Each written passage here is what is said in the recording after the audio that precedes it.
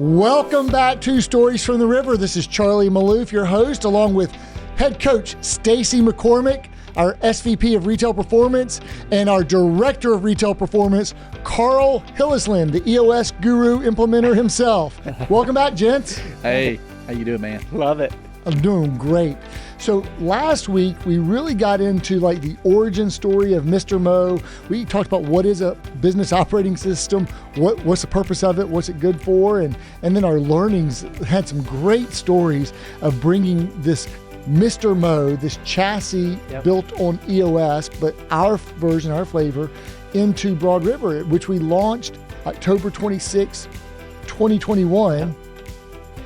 Welcome to Stories from the River, a show in which we go behind the scenes at Broad River Retail. Okay, so here we are in January 2024, so a little bit over 2 years. What has been the early impact of Mr.Mo? What were the early results? Stacey? Well, I think that some of the first things is that I think that our cadence of operating got better. Our one-on-one cadence, what the meetings were, Carl can roll through that a lot better than I can, but the L10, the weekly, senior retail leadership L10 that we have, I think it just created a very strong cadence. And at the same time, we moved from my style of meeting, which was downloading and asking, hey, giving instructions. Hey, we need to do this. We need to do this. We need to do this. Hey, by the way, have you done this? Have you done this? Have you done this? Oh, hey, we're not doing great here. Why do you think that is? What's not happening? What needs to happen? All of those things. To more of a concise working on the business and getting it rolling from that standpoint, so that we were walking away with 7-day to-dos and we were solving for the biggest issues and the things that we had that were there. And at the same time, we were focusing on the main rocks, so the main things, the things that we wanted to accomplish. So I think that was functionally the change, and it started to show up in seeing the things that we were trying to improve were getting not just better, but, early on, obviously exponentially better. Okay. I'm going to come back to some of the things that you talked about, but Carl, just early read on early results, early impact with Mr.Mo. Yeah. These things, whenever you're going to be consistent, week in, week out, we developed a cadence. We talk about a 20-mile march. We developed a cadence to where it was this, not the same level of effort, but everyone knew what was expected week in and week out. And so those behaviors compounded over time really started building this foundation that I think, is the foundation of why we're succeeding so well. Okay. Now you guys are saying L10, Yep. rocks, everyone. Who is everyone? Is it was Mr.Mo only introduced to the senior retail leadership team first? For how long? I would say it was probably 6 months before we started to include the GMs. But I would tell you, I don't know that we landed it really well with the GMs until recently in the last 12 months. But everyone at that time would be the senior retail leadership team, who is cascading the information and who is leading the charge. Which is comprised of whom within our organization? It's all regional managers, district managers, area managers, and then senior GMs, which is anyone who has more than one store that they are responsible for, that they're supervising. Right. Plus you, Carl. Plus Edie. me, Carl, Edie, Kelly Jones with retail ops, and Will Luke. Okay. And so you said it impacted your meeting cadence. What was it? Well, let me go back. L10. What's an L10? Yeah. So an L10 is another great acronym, right? When you ask someone, hey, rate the quality of your meetings on a scale from 1 to 10, what would the number actually be? And a lot of times people rate it 3, 4, 5. So what an L10 meeting is, it's kind of a couple things. One, it has a very specific agenda that does not change. It starts on time, ends on time, same place, and same people attend it every single week. And what it does is it allows us to look at all the most important things of our business, whether we're on track, off track. Things that are off track, there's the bulk of the meeting actually designed to address the things that are off track because they're our most important rocks. So we got to do something to get them back on track. Forces the collaboration, forces the ownership, vulnerability, trust goes through the roof as you're discussing the solves. And then it creates what Stacey's calling the 7-day to-dos, an action item that has to get done before you meet at the next meeting. So it gives you certain very clear instructions on what needs to happen for the sake of the team. So let me make sure I got this. L10 is because you're trying to have a level 10 graded meeting. That's right. You're going to measure the meeting. Every meeting gets rated. At the end of the meeting, we ask, hey, on a scale from 1 to 10, how did we do? Are they anonymous? No. It's everyone we have a software. Everyone throws their number in. It averages it out. And by the way, if we score below a certain number, that's an issue. And we address that at the next meeting. And then the meetings are weekly. That's right. Same day, same time. Yep. Same people. Yep. Virtual most of the time, I would assume. And is it 90 minutes in duration? Okay, great. And so you said, Stacey, it changed your meeting cadence. So what was it before, and then what was it after? Not the day of the week. When I say the meeting cadence, it was what was in the meeting. Okay. The cadence of the meeting itself, the agenda. Yeah. And then EOS uses this thing called rocks. It could be goals, topics. I mean, how would you define rocks? It's the most important thing that's going to get us the biggest lift. In 90 days. In 90 days, yeah. Okay, so it's a rolling 90-day, or do you reset them every quarter? We reset them every 90 days. Yep. We call, when we consider a 1 year, we would consider those goals. So something that over the year, our goal is to accomplish this. How we get there is we got to do the most important things, which every 9 days, those are the rocks. Okay. And so. Got it. Those are great. Now, what were the early hurdles as well as the quick wins in rolling this out? Well, I've already shared one. One of the biggest early hurdles was me. Go back and watch episode 2, and you can get Stacey talking all about him being the hurdle. And you know, I think part of that was well. Let me go over the other early hurdles. Was the cadence of accountability that came along with it, because it forces you to stare down what you do great and what you need to work on. And so the cadence of accountability became, okay, you didn't want to show up to that meeting and be the person who didn't complete your to-dos or didn't, make the, you didn't. It also changed the way we looked at goal setting or rock setting. That, I've always been a shoot for the moon or shoot for the stars and land on the moon guy. So I can personally handle that. I can go say, I want to get to $750 or $800 SPG. And if I land at 600 and I was at 450, man, I'm psyched. I know that was it. Whereas some people say, wait a minute, 850 is unreasonable. You can't get there.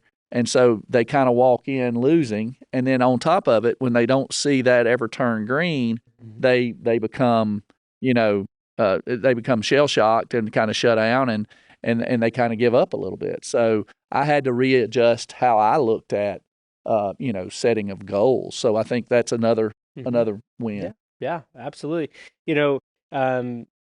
We always love to talk about the high spots and performance. We're retail, folks, and so high achievers.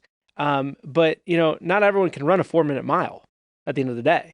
Yes, it's possible, but not everyone can run it. So one of the obstacles was what Stacey's talking about, and what we ended up finding out, and this is what a trusted relationship, visionary integrator relationship does as well, is that over time things start really you start seeing things in a different perspective. And so instead of for us just raising the ceiling constantly, that the benefit of working through our first obstacles was actually we decided we're going to start raising the floor. Then the floor starts raising, and that's why floor of expectations or floor of performance. Okay.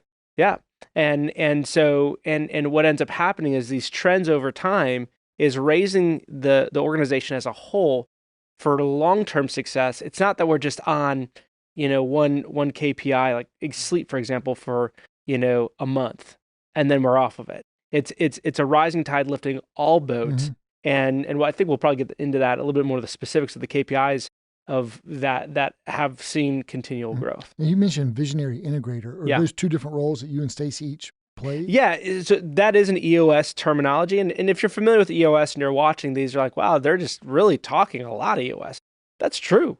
A lot of the core things that we run on, we use very similar language as they do. So Stacey, as a senior vice president, and also how he's naturally gifted, he's a visionary. He's responsible for seeing, opportunities that we could explore and improve our performance. But he's also equally talented of being in the day. As good as he is on the business, he's actually just as equally good as in the business, and that's very rare. We're a gift mix in our business.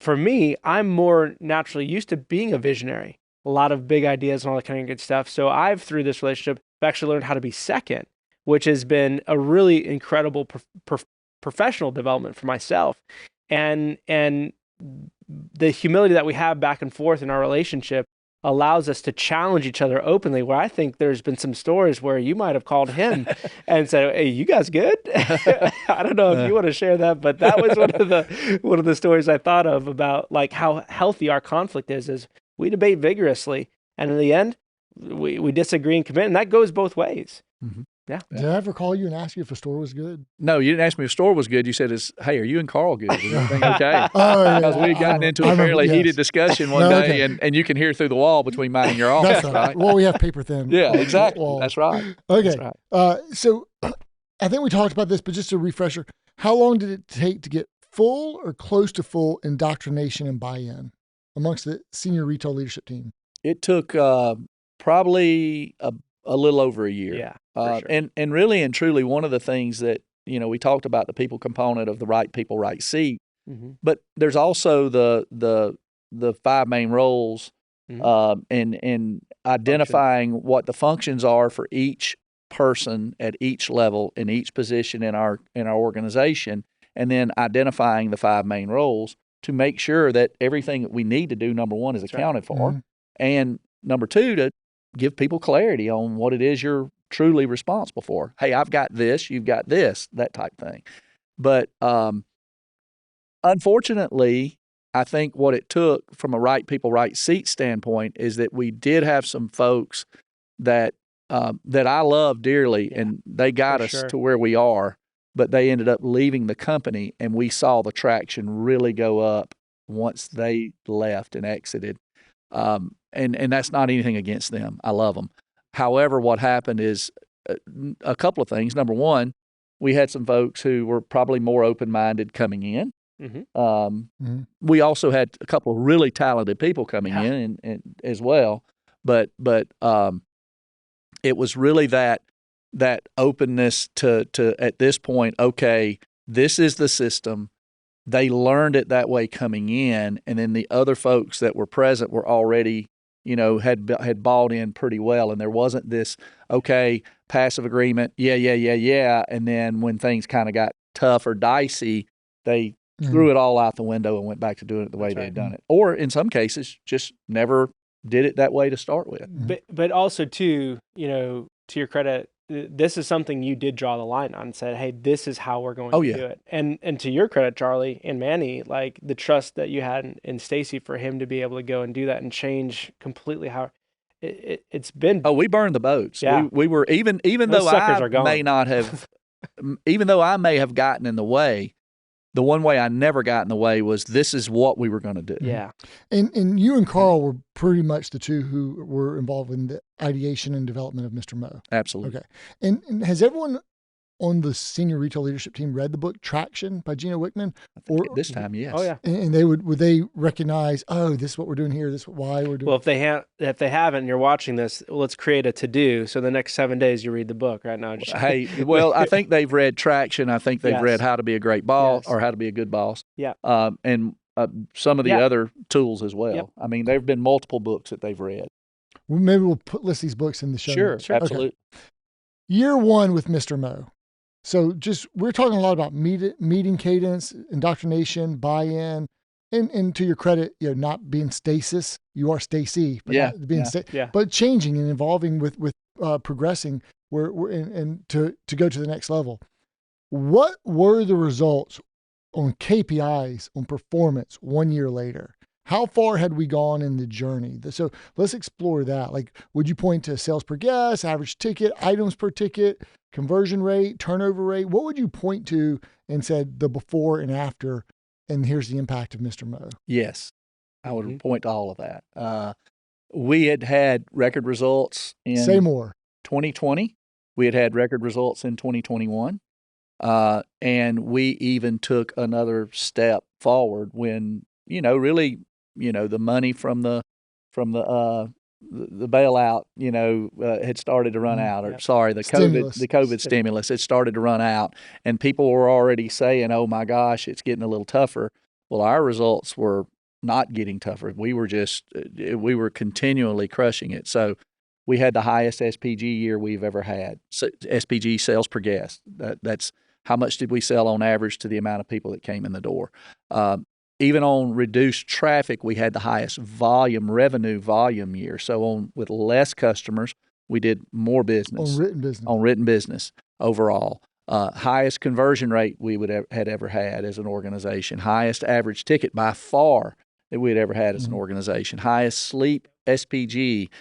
Highest secret sauce or margin that we had ever had.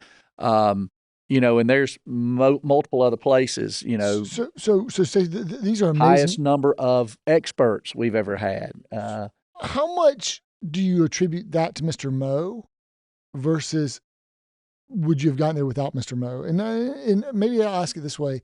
How much less volume and what lower margin would we have done perhaps had we not? I think we would have had an increase. It's hard to quantify that.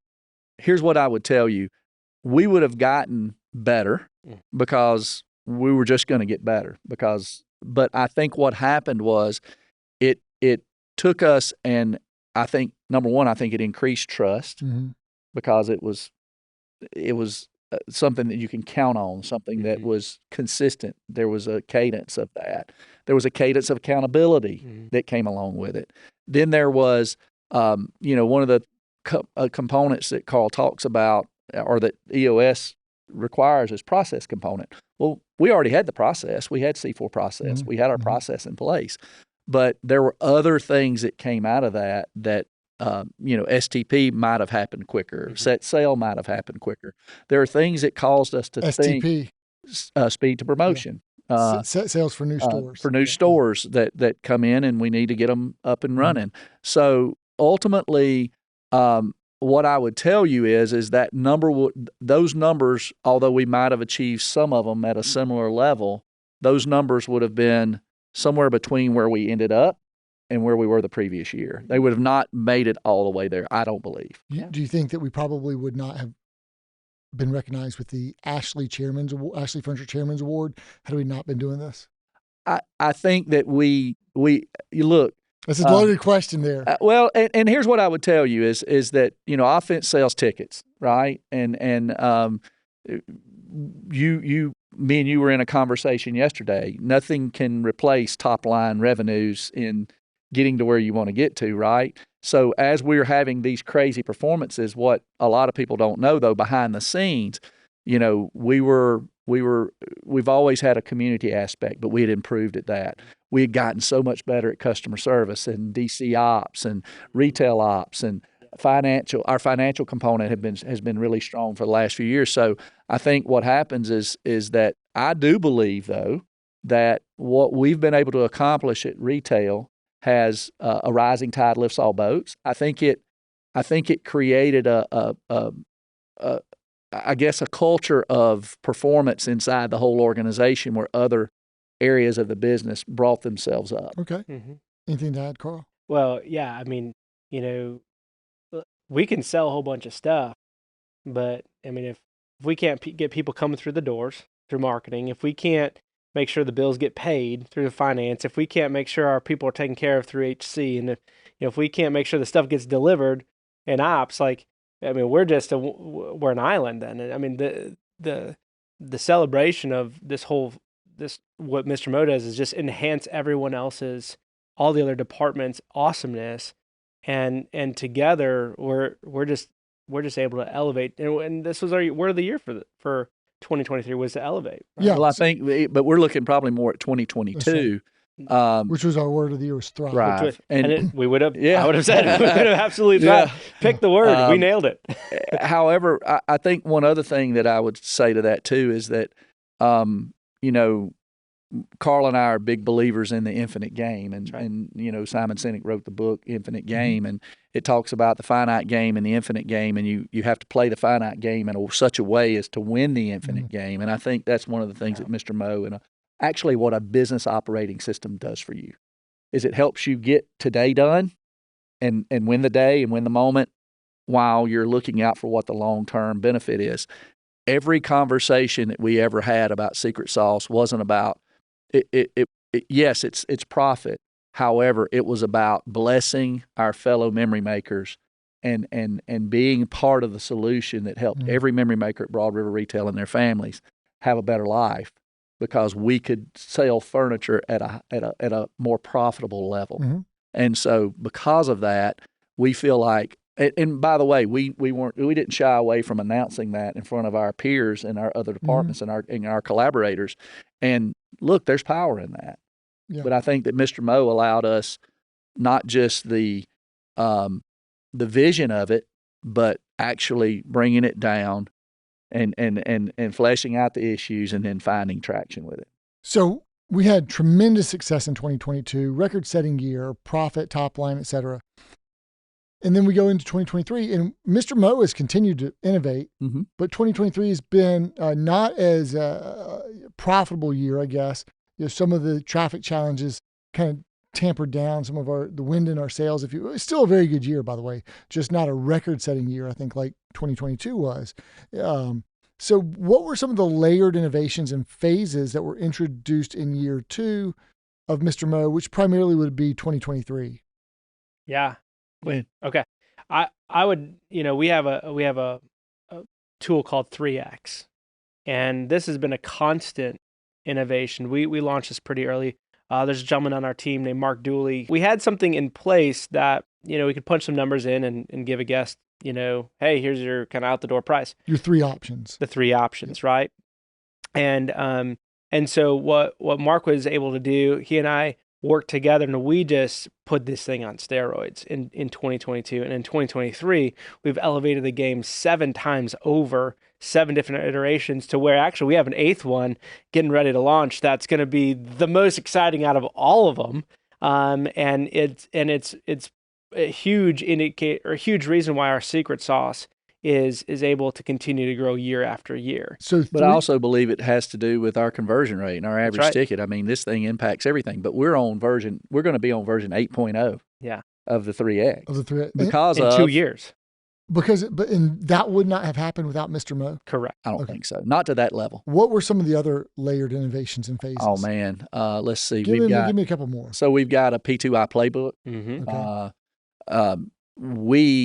I think one of the things that I get the most excited about, and I think that really differentiates us around our peers, is that it drove us to a lead behavior, like driven. Like I've always believed that, behaviors drive beliefs. And so, and I've always, like KPIs, obviously we all know it's a point in time. It's a historical number as soon as you recognize it, right? But it's also the best predictor of the future if nothing changes, right? So what we've done and what we've been able to do through Mr.Mo and through Mark's help and is to really drill down to 3 main behaviors that if we do these behaviors, we know we have data that supports it, that our memory makers will make the ones that do these behaviors 25 times or more versus the ones that do it 25 times or less will make $2,500 more every paycheck, every 2 weeks. Okay? We would have not ever gotten there without Mr.Mo. And what are those 3 behaviors? They are draw the room, they are 3X, and it is a comfort test. Comfort test, and doing the comfort test a specific way, right? Yeah. Which is another. By the way, that's another innovation that came from what we do and the way we do it. Uncovering problems and best practices, and this works best. Play the music and that sort of thing. We've retooled our comfort test process, which is 20% of our business, overhauled it twice in the last 3 times since I've been here. Well, since you've been here 3 times. Yeah, twice since we launched Mr.Mo. Well, and not only that, we've retooled the whole sleep process. That's we right. switched some of the steps. Yeah, that's what we're talking about. Okay. Yeah. So if you look at those innovations, then the other innovations I would say is, purposeful reapproach, just additions or enhancements to the C4 process, just innovations in how we go about, measuring certain things, and it's just huge. So you're tracking a lot more behaviors.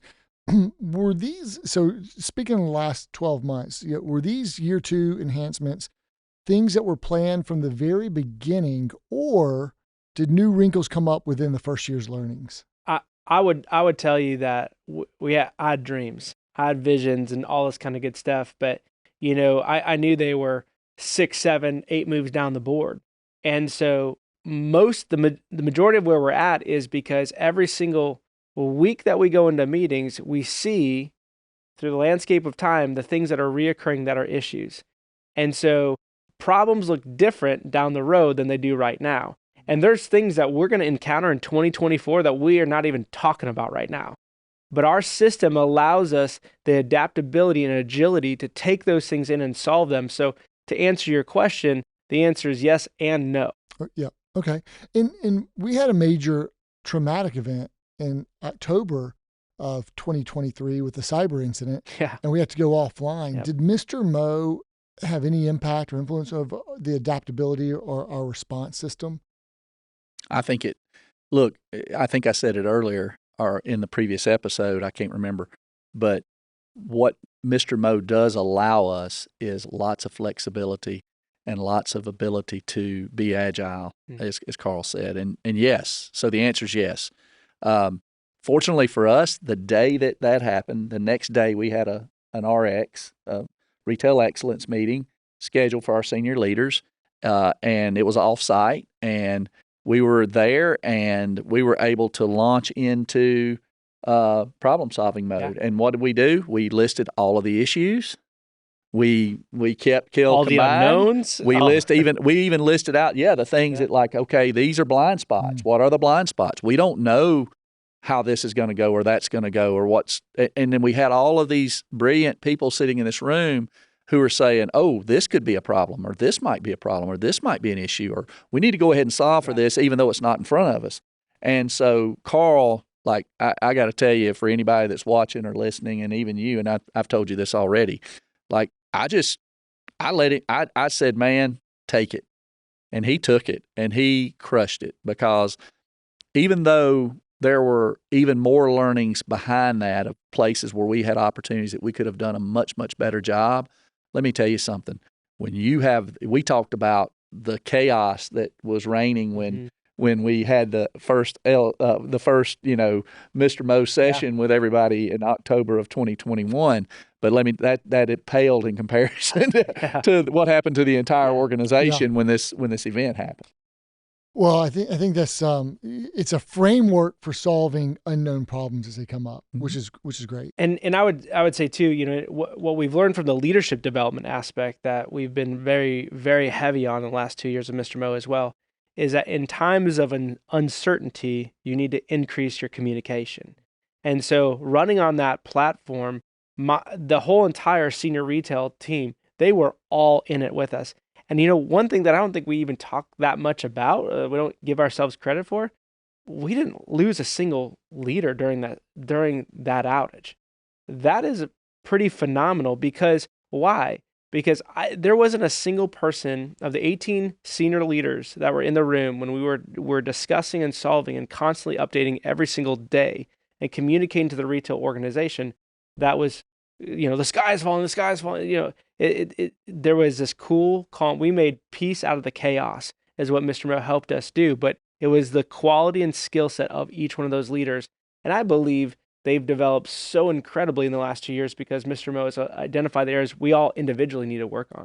Well, in leadership, your leadership either creates confidence or chaos. Right. And I think that between him and them, it was a, hey, this is not something that's happening to us. It's something that's happening for us. Yeah. And we need to go We need to go solve this for our people. I'm going to go a little bit rapid fire Go. as we close out episode 3 of this series. I do want to say one other thing. Go for it. You asked me about year 1, and you've asked a couple of questions about year 2. So we talked about all the records we set in year 1, and we talked about the depressed economic situation that we've been through to some degree. Deflating prices, which means our selling price goes down. Yeah, we've had deflation in the furniture industry. Traffic goes down, right? However, what I would tell you is that the measurable KPIs that we control and impact, every one of those, with the exception of probably one, we had a record year in, best ever in the company in 2023, when a lot of our peers or a lot of the folks and contemporaries out there aren't experiencing the same thing. Had the highest SPG ever, the highest secret sauce ever in that time, our highest cowbell or VIP applications to traffic percentage, highest sleep SPG. All of those things went up, even in a tough economic year. And I think Mr.Mo has a lot to do with that. But I also tell you that I think our people component has a lot to do with that. And some of the decisions that you and I made around staffing, where I don't think that our retail sales memory maker felt the pain that other people did in the world. Yeah. Well said. Okay. Can I go rapid fire? Yes. Let's go. All right. Let's close this one out. What would you point to as the major milestones with Mr.Mo? Carl. Major milestones with Mr.Mo is 3 levels deep in our organization that are running on Mr.Mo, in our department that are running on Mr.Mo. That's a huge milestone. I think another milestone is what we just experienced just this week, which for the first time ever, we have 4 main regions. We have 5 regions total, but 4 main regions. And each one of those regionals led a 2-day annual session in 4 different cities, right? Simultaneously in 2 different states. And Stacey and I are here just cheering them on. And it has fully been delegated down and what we call decentralized to the regional managers now. And they're now running the ship and we're here coaching, cheering them on. I think that's one of the major milestones and it's going to elevate us in 2024. I would agree with what he said. That decentralization is building the next layer of executive with our organization. That's right. And that's amazing. And it's allowing them to build more leadership and more trust into their GMs, which we feel like is going to be amazing. Major milestones. I think if you go back October 26, 2021, I think you go to probably, I think it would have been around I think it was January of last year. Maybe it was April. Yeah. Where we had our first really annual session where we really kind of attacked the trust piece of our business, and I think that was a major milestone. And I think there was a time, and I don't know exactly what the date was. I wish I did. That Carl and I were in the Tiger River room going through a functions and 5 main roles workout, and he called out to me that I needed to. There's a term they use, which is letting go of the vine. In other words, basically trusting, giving away the responsibility, or not the responsibility, but the autonomy to get it done. And he was kind of challenging me that I wasn't giving him that, and he's right, I wasn't at the time. But out of that thing, it was like a 2-for-1, because even in that same time, one of the conversations we were having led to what just happened yesterday, or the last 2 days, which was he also wasn't letting go of the vine. So it allowed us the confidence to be able to make, number one, the ability to recognize it, and number 2, the confidence to go do it. That's great. I said rapid fire. I'm going to let it sit there. You guys are going to have to come back, and we'll conclude our conversation on the next episode of Mr.Mo. We'll talk about overcoming objections, key elements, our biggest wins, and where we go from here, 2024 and beyond. Awesome. Come back for one more? Yep. Let's do it. All right. Thank you so much for joining us here at Stories from the River, the Mr.Mo series here at Broad River Retail. Thanks so much, and we'll see you next time. Thanks for listening to Stories from the River. To check out more episodes, visit storiesfromtheriver.com. Join us again next week, and remember to like, rate, and subscribe to the podcast.